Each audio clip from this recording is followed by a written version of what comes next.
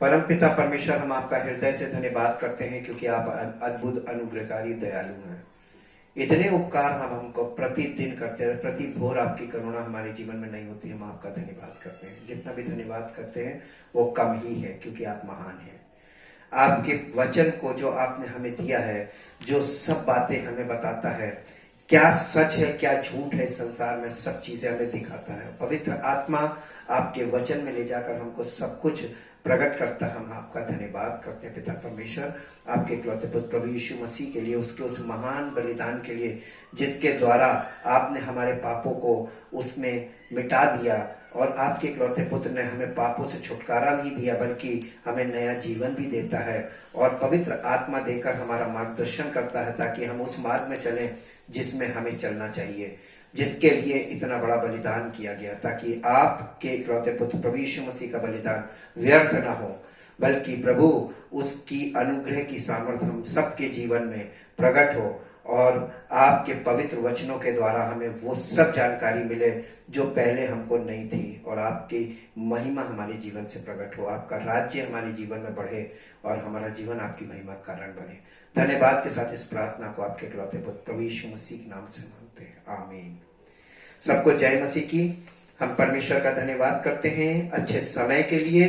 सबसे पहले आज आप लोगों से कुछ महत्वपूर्ण बात करना मांगते हैं कि ये जो वायरस है, जो एक अदृश्य शत्रु के रूप में पूरे विश्व में इस समय तबाही मचा रहा है, इसमें और जो अदृश्य शत्रु हमारा शुरू से हमारे जीवन में कार्य करता है, अर्थात शैतान, कोई अंतर नहीं है। ये भी अदृश्य है, वो भी अदृश्य है, और ये भी मृत्यु बांट रहा है, और वो भी हमें मृत्यु की ओर ही ले जाता है। और इनमें समानताएं इतनी है कि अगर आप जोड़ने बैठकर ध्यान और केंद्रित करेंगे तो आपको इसकी समानताएं साफ साफ दिखाई देंगी कि एक व्यक्ति अगर इससे पीड़ित होगा, इस वायरस से, तो उसका पूरा परिवार और उसका पूरा मोहल्ला पीड़ित हो जाएगा। उसी प्रकार से शैतान भी है, एक व्यक्ति के जीवन में आता है और फिर वो पूरे परिवार और पूरे मोहल्ले को, पूरे समाज को अपने शरण में, अपने कंट्रोल में ले लेता है। जैसे ये हमारे इम्यून सिस्टम पे ये वायरस अटैक करता है, उसी प्रकार से शैतान भी हमारे स्पिरिचुअल इम्यून सिस्टम, यानी हमारे माइंड, हमारे विचार और हमारी जो इमेजिनेशन है, हमारी कल्पनाएं, उनमें जाकर काम करता है और हमें वास्तविकता से हमेशा दूर रखने का प्रयास करता है। और इसके बारे में, जिस प्रकार इस वायरस के बारे में किसी के पास सटीक जानकारी नहीं है, इसी प्रकार से शैतान के बारे में भी किसी के पास कोई सटीक जानकारी नहीं है, ताकि उससे बच सकें और उसके बारे में जानकारी प्राप्त हो। लेकिन हम परमेश्वर का धन्यवाद करते हैं उसके पवित्र वचन के लिए, जो पवित्र आत्मा के द्वारा हमारे जीवन में कार्य करता है और शैतान की सारी चीजों को हमारे सामने खोल के रख देता है। और बाइबल ही एक ऐसा रिलायबल सोर्स है जो शैतान के बारे में पूरी जानकारी और सच्चे परमेश्वर के बारे में पूरी जानकारी हमें देता है। सही चित्रण हमारे माइंड में जब तक नहीं होगा, तब तक हमारी लाइफ सही दिशा में नहीं बढ़ सकती। जैसे कि आज हर व्यक्ति इस समय उस अदृश्य वायरस से बचने के रास्ते ढूंढ रहा है, उसका एंटीडोट ढूंढ रहा है, वैसे ही शैतान से बचने का कोई भी व्यक्ति प्रयास नहीं कर रहा है। सब बेखबर लगे हुए हैं। हमारे देश में जैसे इस वायरस को लेकर सब लोग बेखबर हैं और इतने ज्यादा सजग और सतर्क नहीं दिख रहे, वैसे ही शैतान के विषय में भी हम बिल्कुल बेखबर और वैसे घूम रहे हैं, और हमको जरा सा भी इस बात का, इसका यानी अनुभूति नहीं है, इस बात का जरा सा भी इल्म नहीं है कि इसके परिणाम हमारे जीवन में आगे क्या होंगे। जैसे कि इसका कोई उस एंटीडोट अभी तक नहीं मिला है। शैतान का तो एंटीडोट अवेलेबल है। प्रभु यीशु मसीह का लहू हमें उसकी सब गतिविधियों से बचा लेता है, और वो हम पर जितने दोष उसने लगाए उनसे माफ करके हमें पवित्र आत्मा देकर अपने मार्ग में चलाना चाहता है। लेकिन कोई व्यक्ति इस मार्ग को अपनाना नहीं चाहता है, क्योंकि ये सत्य का मार्ग है और सच्चाई, लोग सच्चाई से दूर भागते हैं, वास्तविकता से दूर भागते हैं। जो लोग आज इस वास्तविकता से, जैसे वायरस की वास्तविकता से अनभिज्ञ होकर मनमानी कर रहे हैं, वो लोग अगले महीने से उनके लिए समय और भारी हो जाएगा। ये बात अभी उनको नहीं पता चल रही, लेकिन अगले महीने उनको दिखाई भी देगा, समझ में भी आएगा। उसी प्रकार से ये शैतान के विषय में भी आज जितने हम बेखबर हैं, आने वाले समय में इसके विषय में भी हम जानकारी प्राप्त कर लेंगे कि इसने हमें कहाँ पहुंचा दिया। इसलिए हम सही और रिलायबल सोर्स के द्वारा परमेश्वर के वचन में जाकर पवित्र आत्मा के नजरिए से हम उसके बारे में जो कलेक्शन कर रहे हैं, जो उसके बारे में जानकारी दे रहे हैं, इसको फोकस कीजिए और देखिए कि वो किस प्रकार आपके जीवन में किसी भी तरीके से एंट्री ले लेगा। आपको पता नहीं चलेगा, वो तो जब परिणाम आना शुरू होते हैं तब पता चलता है कि अच्छा ये समस्या हो गई है। इसका पहला पॉइंट आज का है names for Satan, names of Satan. शैतान के क्या नाम है? शैतान का एक ही नाम नहीं है। शैतान कभी भी शैतान के नाम से आपके जीवन में कभी भी आपको नहीं दिखेगा। इसका एक्चुअल नाम तो शैतान है, यानी सेटन इंग्लिश में कहते हैं। सेटन का मतलब होता है एडवर्सरी। एडवर्सरी का मतलब होता है विरोधी। ये परमेश्वर का विरोधी है। पहला इतिहास उसका 21 अध्याय और उसका पहला पद। पहला इतिहास उसका 21 अध्याय और उसका पहला पद यहाँ पर इस प्रकार से लिखा हुआ है। 21 अध्याय और उसके पहले पद में मैं आपके सामने पढ़ूंगा और यहाँ पर लिखा हुआ है, शैतान ने इजराइल के विरुद्ध उठकर दाऊद को उकसाया कि इजराइलियों की गिनती ले। यहाँ पे शैतान नाम से ही इसको संबोधित किया गया है। इसके बाद दूसरा है द डेविल। डेविल का मतलब होता है टेम्पटर। टेम्पटर का मतलब होता है परखने वाला। मत्ती रचित सुसमाचार 4 अध्याय के 1 पद में आप बार बार जब देखते हैं तो वहां पर देखिए यीशु मसीह के सामने ये शैतान के नाम से नहीं आया। इसकी वहां पर इसका नाम वहां पर क्या लिखा? परखने वाला, टेम्पटर, यानी परखने वाले के रूप में आया। आपके जीवन में बहुत बार कोई ना कोई किसी ना किसी रूप में परखने वाला आएगा। तो परखने वाला कौन है, वो उसके पीछे कौन सी शक्ति काम कर रही परखने वाले के पीछे, ये हमेशा याद रखिएगा, वो शैतान होता है। कई बार आपका धैर्य परखा जाएगा, कई बार आपका विश्वास परखा जाएगा। परमेश्वर हमको परखता नहीं, बल्कि परमेश्वर हमको प्रिपेयर करता है ताकि हम परख में जब कोई परखे तो हम उसके सामने करेक्ट निकले। जैसे सोना शुद्ध होता है तो सोना बेचने वाला ताल ठोक के सोना देता है और कहता कहीं से भी जांच करवा लो, ये प्योर है। इसी तरीके से परमेश्वर हमें शुद्ध सोने की तरह बनाना चाहता है ताकि कोई भी परखे, रिजल्ट वही आए जो परमेश्वर हमारे विषय में दावा करता है। The Prince of the power of the air, यानी आकाश के हाकिम के रूप में भी आपके सामने है, हमारे और आपके बीच में है। इफिसियों की पत्री उसका 2 अध्याय और उसके 2 पद में यहाँ पर उसके विषय में ऐसा लिखा हुआ है। ये आपको उस रूप में खुले आम संसार में दिखाई देगा। इफिसियों की पत्री 2 अध्याय, जिनमें तुम पहले इस संसार की रीति पर, ये जो संसार की रीति है ये क्या है मालूम है? और आकाश के अधिकार के हाकिम अर्थात उस आत्मा के अनुसार चलते थे जो अब भी आज्ञा न मानने वालों में कार्य करता है। आज भी जो संसारिक जीवन व्यतीत कर रहे हैं, संसार की गतिविधियों में लिप्त हैं और सांसारिक बातों में ज्यादा मन लगा रहे हैं, वे किस आत्मा के अंतर्गत है मालूम है? वो शैतान की आत्मा के कंट्रोल में है, क्योंकि उसके कंट्रोल में सब संसार के लोग हैं। और चौथा पॉइंट है the god of this age, इस युग का परमेश्वर। दूसरा कुरिन्थियों उसका 4 अध्याय के 4 पद में लिखा हुआ है, और उन अविश्वासियों के लिए जिनकी बुद्धि इस संसार के ईश्वर ने अंधी कर दी है, ताकि मसीह जो परमेश्वर का प्रतिरूप है उसके तेजों में सुसमाचार का प्रकाश उन पर ना चमके। ये देख लीजिए हमारे माइंड को कैसे कैप्चर कर लेता है कि मसीह की जो ज्योति है, परमेश्वर के पुत्र की ज्योति, वो हमारे माइंड में ना चमकने पाए, यानी हमारा माइंड जागृत ना हो, बल्कि हम अंधकार में रहें, जैसे उसके कंट्रोल में रहते हैं। वो जो चाहता है हम वही करते हैं। 5वां है द किंग्स ऑफ डेथ, यानी मृत्यु का राजा।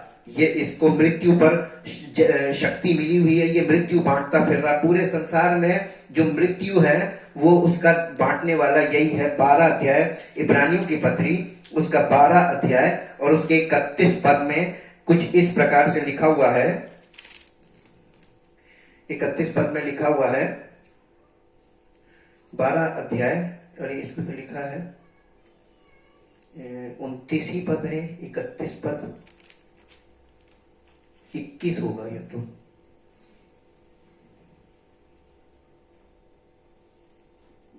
इब्रानियों की पत्री, सॉरी 2 अध्याय का 14 पद, सॉरी इब्रानियों की पत्री 2 अध्याय उसका 14 पद, यहां पर ऐसे लिखा हुआ है 14 पद में, इसलिए जबकि लड़के मांस और लहू के भागी हैं तो वो आप भी उनके समान यानी यीशु मसीह उनका सहभागी हो गया, ताकि मृत्यु के द्वारा जिसे मृत्यु पर शक्ति मिली थी अर्थात शैतान को निकम्मा कर दे। इसका मतलब शैतान को मृत्यु पर शक्ति मिली हुई थी और यीशु मसीह ने मृत्यु को पर जयवंत इसलिए हुआ ताकि वो मृत्यु को निष्क्रिय करके हमारे लिए पुनरुत्थान का रास्ता खोले। ये किंग ऑफ डेथ है, ये मृत्यु पर शासक है, इसने ये मृत्यु देता है दुनिया में। और 6 अध्याय the Prince of the world, इस संसार का शासक भी यही है। यूहन्ना रचित सुसमाचार उसका 12 अध्याय का 31 पद, यूहन्ना रचित सुसमाचार 12 अध्याय और उसका 31 पद, यहां पर इस प्रकार से लिखा हुआ है, अब इस संसार का न्याय होता है, अब इस संसार का सरदार निकाल दिया जाएगा। ये जो है ये रूलर, वो प्रिंस ऑफ दिस वर्ल्ड, यीशु मसीह उसके बारे में बात कर रहे हैं, यानी शैतान के बारे में। ये प्रिंस ऑफ द वर्ल्ड भी है, संसार का राजकुमार। 7वां पॉइंट है द रूलर ऑफ डार्कनेस, यानी अंधकार का शासक। इफिसियों की पत्री 6 अध्याय और उसके 12 पद में इसके विषय में इस नाम से लिखा हुआ है। इसके नाम अलग अलग हैं, लेकिन इसके काम के अनुसार न्याय नाम लिखे हैं। और ये 6 अध्याय के 12 पद में इस प्रकार से लिखा हुआ है, इफिसियों 6 अध्याय उसके 12 पद में लिखा हुआ है, क्योंकि हमारा ये मल्ल युद्ध लहू और मांस से नहीं परंतु प्रधानों से और अधिकारियों से और इस संसार के अंधकार के हाकिमों से और उस दुष्टता की आत्मिक सेनाओं से है जो आकाश में है। ये समझ लीजिए हम लोगों की जो स्पिरिचुअल वॉरफेयर है मसीही लोगों का, वो दुष्टता की आत्मिक सेनाओं से है, सेना से नहीं सेनाओं से है। और अगर आप सतर्क नहीं रहेंगे तो आप कभी भी जयवंत अपने जीवन में नहीं हो पाएंगे। 8वां पॉइंट है लेवियाथान। ये इसका इतना जबरदस्त नाम है। लेवियाथान का मतलब होता है dwells in the sea of humanity. ये मानवता के समुद्र में रहने वाला, और संसार में सब लोग, ये पूरा संसार के समस्त प्राणी, ये समुद्र दिखाता है संसार के समस्त प्राणियों को, और हर प्राणी में यही नेचर पाया जाता है। लेवियाथान का मतलब ह्यूमैनिटी, मानवता की बात सब करते हैं, लेकिन आचरण मानवता के बिल्कुल खिलाफ है। मानवता पर लोग मानवता का सहारा लेते हैं, मानवता के सहारे से लोगों को धोखा देते हैं, लेकिन मानवता के काम कोई नहीं करता है। और ये आपको मिलेगा यशायाह नबी की पुस्तक उसके 27 अध्याय का पहला पद है। यशायाह नबी की पुस्तक 27 अध्याय और उसके पहला पद में इस प्रकार से लिखा हुआ है, उस समय यहोवा अपनी कड़ी बड़ी और दृढ़ तलवार से लिव्यातान नामक वेग और टेढ़े चलने वाले सर्प को दंड देगा, और जो अजगर समुद्र में रहता है उसको भी घात करेगा। ये जो समुद्र दिखाया है ये संसार के सब प्राणियों के ऊपर शासन करने वाला है। ये इसमें लिव्यातान लिखा है, नीचे आप देखेंगे 27 फुटनोट पे लिव्यातान अजगर, ये काल्पनिक दानव है जो इजराइल को सताने वाली जातियों के प्रतीक हैं। ये परमेश्वर के लोगों को सताने वालों का प्रतीक है और ये पावरफुल है। इसके हाथ में समस्त मानव जाति है और ये मानवता की बात करेगा, मानवता के नाम पे लोगों को धोखा देगा। और 9वां पॉइंट है लूसीफर। लूसीफर का मतलब होता है लाइट बेरर, यानी लाइट रोशनी देने वाला क्या नाम है स्वर्गदूत, और शाइनिंग वन चमकदार स्वर्गदूत। यशायाह नबी की पुस्तक उसके 14 अध्याय के 12 पद में कुछ इस प्रकार से लिखा है, हे भोर के चमकने वाले तारे, तू कैसे आकाश से गिर पड़ा, तू जो जाति जाति को हरा देता था, तू अब कैसे काट कर भूमि पर गिराया गया। ये भी शैतान ही है। शैतान क्या एक्चुअल में क्या है, वो एक बहुत बड़ा जिसको बोलते हैं प्रधान स्वर्गदूत था, और वो वर्शिप कराता था, वर्शिप का मेन था, हेड। और 10वां पॉइंट है द ड्रैगन। ड्रैगन प्रकाशित वाक्य 12 अध्याय के 7 पद में ड्रैगन के विषय में लिखा है। यहाँ पर शैतान को ड्रैगन के रूप में दिखाया जा रहा है।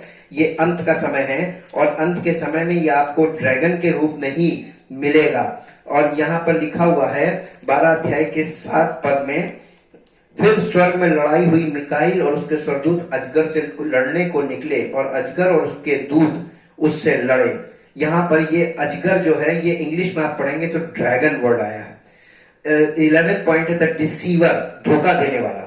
प्रकाशित वाक्य 20 अध्याय और उसके 10 पद में इसके विषय में लिखा हुआ है। 20 अध्याय उसके 10 पद में यहाँ पर इस प्रकार से लिखा हुआ है, उनका भरमाने वाला शैतान आग और गंधक की उस झील में, जिसमें वो पशु और झूठा भविष्यवक्ता भी होगा, डाल दिया जाएगा, और वे रात दिन युगान युग पीड़ा में तड़पते रहेंगे। ये उसका नाश दिखाया है। ड्रैगन, डिसीवर, धोखा देने वाला। द अपोलियन, अपोलियन का मतलब होता है डिस्ट्रॉयर। डिस्ट्रॉयर का मतलब नाश करने वाला। प्रकाशित वाक्य 9 अध्याय का 11 पद, यहाँ पर हम इसके विषय में देखेंगे। इस नाम से इसको यहाँ पर लिखा गया है। 9 अध्याय का 11 पद यहाँ पर लिखा हुआ है 9 अध्याय का, अतः कुंड का दूत उन पर राजा था, उनका नाम इब्रानी में अब्द्योन या इंग्लिश में अपोलियन और यूनानी में अपोलियोन है। यूनानी भाषा में अपोलियोन है और इब्रानी में अब्द्योन है। ये हिब्रू नेम है और ये ग्रीक नेम है। हिब्रू ग्रीक में इस नाम से ये जाना जाता है, लेकिन इसका मतलब क्या होता है? इसका मतलब होता है डिस्ट्रॉयर, नाश करने वाला। मृत्यु के द्वारा वो लोगों को नाश करता है। 13 पॉइंट है बीलज़ेबूब। बीलज़ेबूब का मतलब होता है प्रिंस ऑफ डीमन, यानी दुष्ट आत्माओं का राजकुमार। ये यीशु मसीह के लिए लोगों ने यीशु मसीह पर दोष लगाया था इस नाम से कि ये दुष्ट आत्माओं की सहायता से दुष्ट आत्मा को निकालता है, और ये इसका असली नाम है। जो इसका नाम है ये अपना नाम दूसरों को थोपता है। यीशु मसीह पर वो नाम लगाता है कि ये यीशु मसीह का है, ये नाम है हमको धोखा देने के लिए, क्योंकि सबसे बड़ा धोखेबाज संसार में यही है। 12 अध्याय मत्ती रचित सुसमाचार उसके 12 अध्याय के 24 पद में इस नाम से इसको बताया गया है। 24 पद में ऐसा लिखा हुआ है, परंतु फरीसियों ने ये सुनकर कहा, ये तो दुष्टात्माओं के सरदार बालज़बूल की सहायता के बिना दुष्टात्माओं को नहीं निकालता। ये यीशु मसीह पे इल्जाम लगाया जा रहा है। ये बालज़बूल कौन है मालूम है? ये शैतान ही है, शैतान का नाम है ये।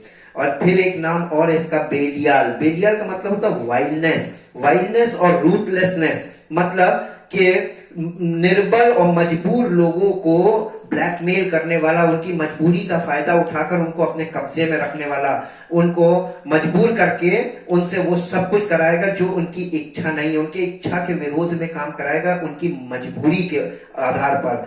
और आज संसार में देख लीजिए, हर व्यक्ति सबकी मजबूरी का फायदा उठा रहे हैं, और मजबूरी का फायदा उठाकर उनसे वो करवा रहे हैं जो उनको करना पसंद नहीं है। और रूथलेसनेस का मतलब किसी भी प्रकार की उन पर दया ना करना, बिल्कुल कड़क हो जाना। ये 2 कुरिन्थियों 6 अध्याय उसके 15 पद में इस नाम से और इस नेचर से, ये नाम के अनुसार ये नेचर है उसका, ये शैतान का नेचर है। और यहाँ पे 6 अध्याय 2 कुरिन्थियों 6 अध्याय और उसके 15 पद में लिखा हुआ है, 6 अध्याय का 15 पद, और मसीह का बालियाल के साथ क्या लगाव, या विश्वासी के साथ अविश्वासी का क्या नाता, ये यहाँ पर दिया हुआ है। और 6 अध्याय के 15 पद में ये बेलियाल नाम से है। बेलियाल का मतलब वाइल्डनेस और रूथलेसनेस, यानी इस नेचर से मसीही लोगों का कोई वास्ता नहीं होना चाहिए। हमारे जीवन में ये नेचर काम ही नहीं करना चाहिए। अगर ये नेचर है तो इसका मतलब हम किसके कंट्रोल में, ये आप समझ जाइएगा, द विकेड वन, यानी दुष्ट। मत्ती रचित सुसमाचार 13 अध्याय और उसके 38 पद में इस नाम से, ये नाम भी उसका एक नेचर है। शैतान के नाम से उसके नेचर का पता चलता है। 13 अध्याय का 38 पद यहाँ पर इस प्रकार से लिखा हुआ है।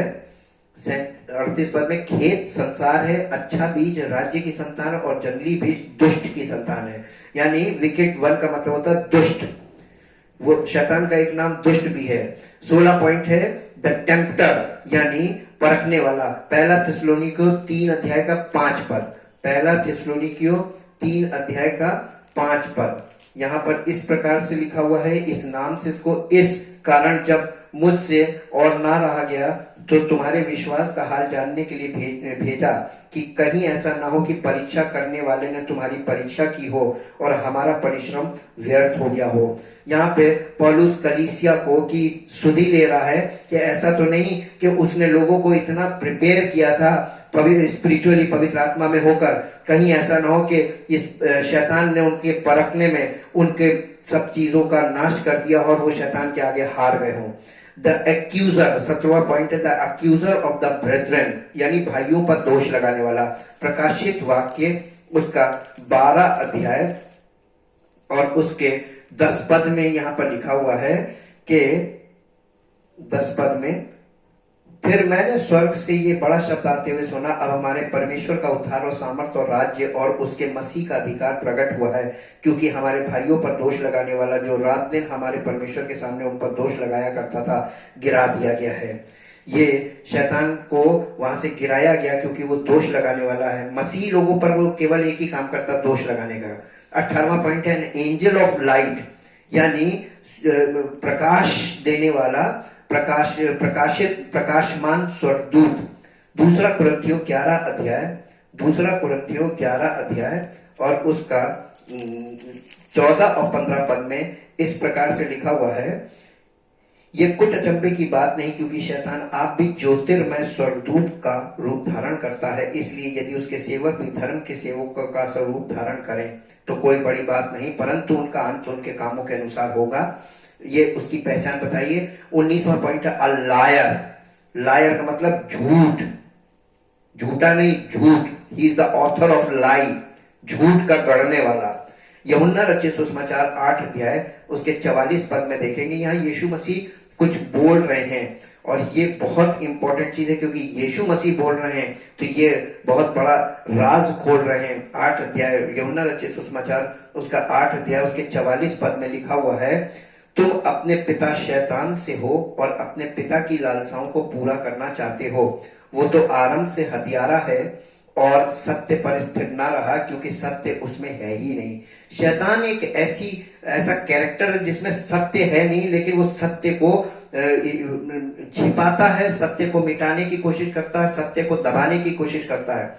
जब वो झूठ बोलता है तो अपने स्वभाव ही से बोलता है, क्योंकि वो झूठा है, वरन झूठ का पिता है। He is the father of lie, वो झूठ का पिता, झूठ उसी से पैदा ही होता है।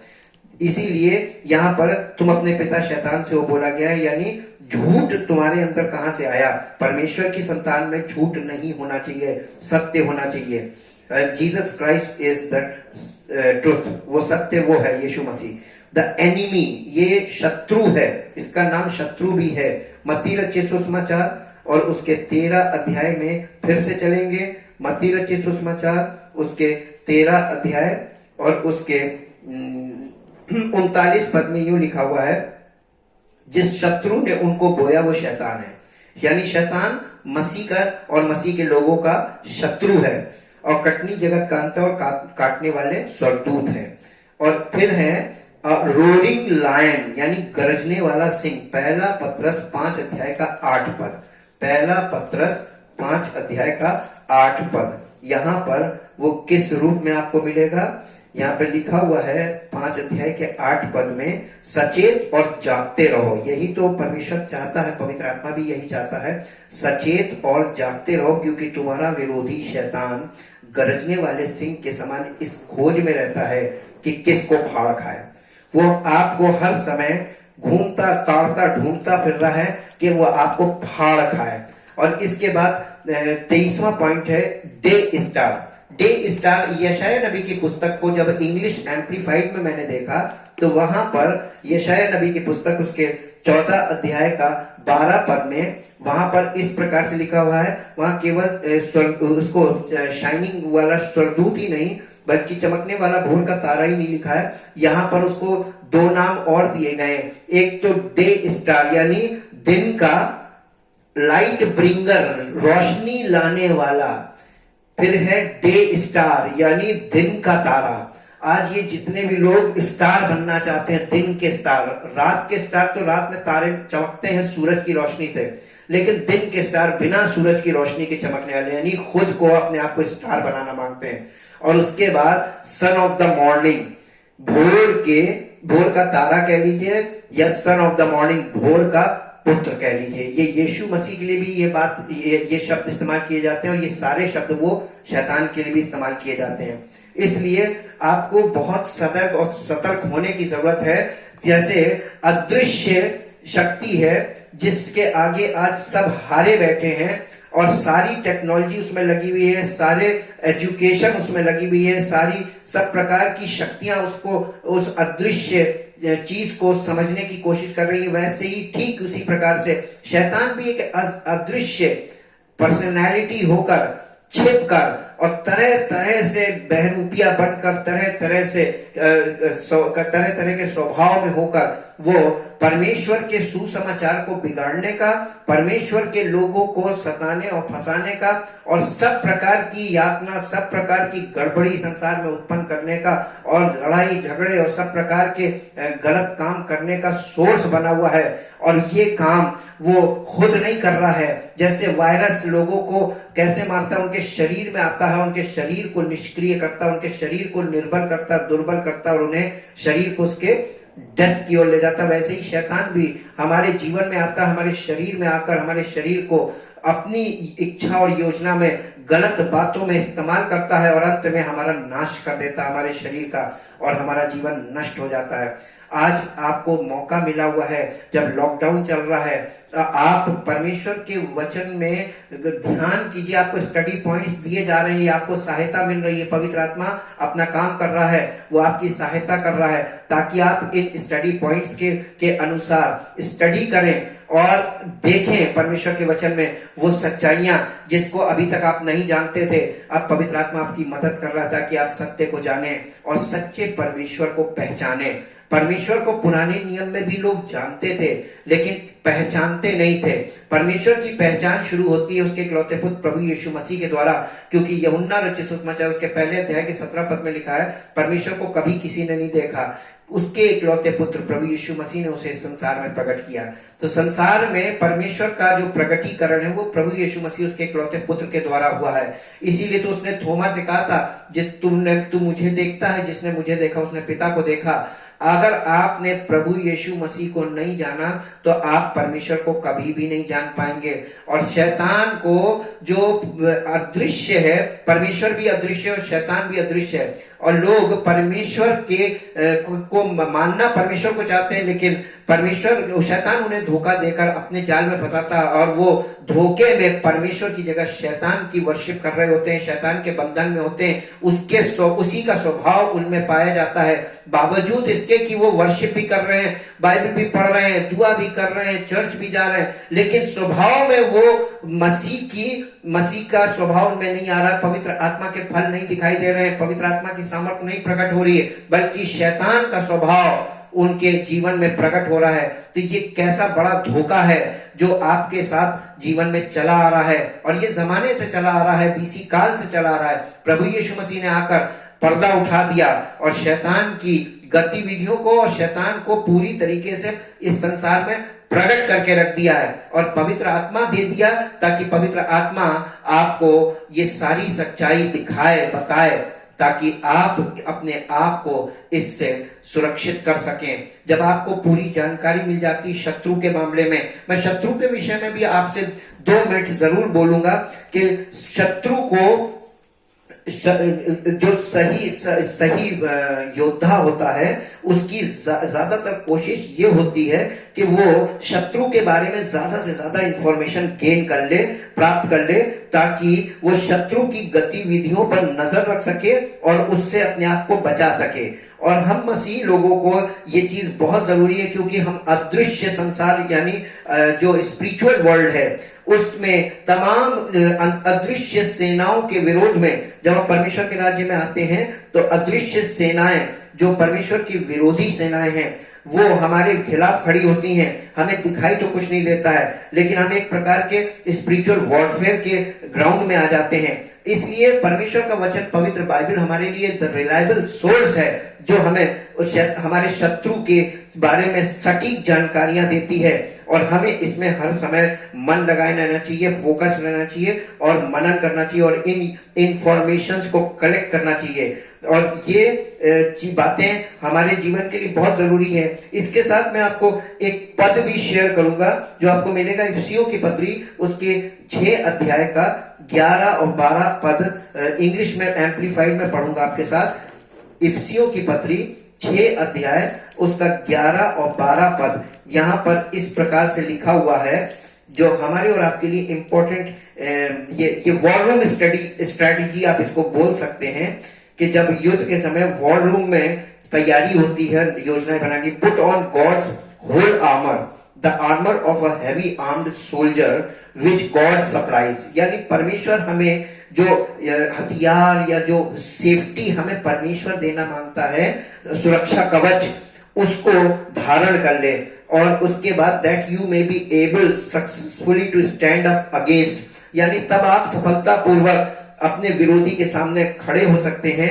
ऑल द स्ट्रेटेजीज, उसकी हर योजना, and the deceits of the devil, और उसके हर धोखे के सामने, ताकि आप शैतान के हर धोखे को समझ सके। For we are not wrestling with flesh and blood, क्योंकि हमारी लड़ाई मांस और लहू के साथ नहीं हो रही है। Contending only with physical opponents, यानी शारीरिक मनुष्यों से हमारा कोई लड़ाई नहीं है, but against the despotism, against the powers, against the master spirits who are the world rulers of this present darkness, against the spirit forces of the wickedness in the heavenly supernatural sphere। यानी आकाश में तमाम अधिकारी और अंधकार की शक्तियां जो हैं वो हमारे अगेंस्ट में हैं, और परमेश्वर हमारी ओर है। उसने अपने इकलौते पुत्र को हमारे लिए बलिदान किया है, ताकि हम पवित्र आत्मा के द्वारा परमेश्वर के पुत्र की समानता में हो। और इन सब बातों को हम हमारे जीवन से वो प्रकट करना चाहता है इस संसार में, ताकि परमेश्वर का राज्य हमारे जीवन से उसकी महिमा का कारण बने। परमेश्वर आपको आशीष दे। Praise the Lord.